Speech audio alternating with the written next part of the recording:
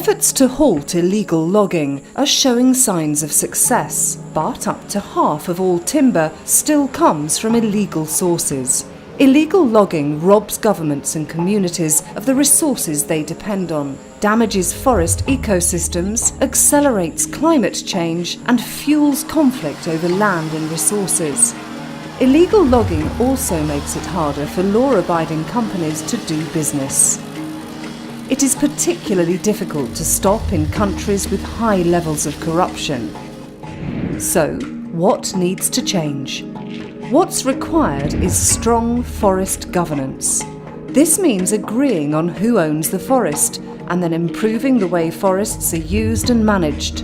To do this, governments, civil society and private sector need to work towards the same goal.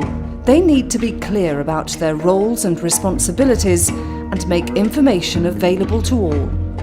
To be effective, a country's forest laws need to be endorsed by government, civil society and the private sector.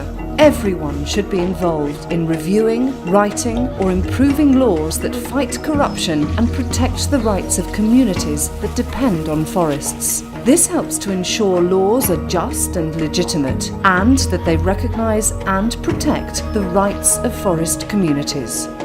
Forested countries and the European Union are implementing an action plan to combat illegal logging through forest law enforcement, governance and trade.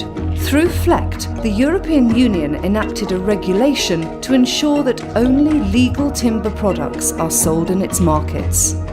FLEGT also kick-started efforts to create legally binding trade agreements between timber-producing countries and the European Union.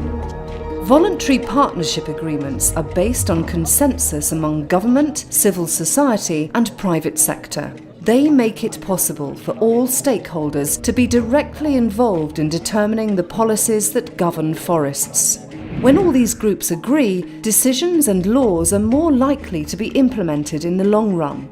The VPA process takes time, but along the way stakeholders work together to establish new standards of transparency and participation. This means greater legal clarity, which should benefit all for years to come. The challenge is putting FLEGT into practice. In the EU and forested countries, governments, civil society and the private sector must take action to detect, monitor, report and end illegal logging and associated trades. Together we can ensure that forests benefit us all.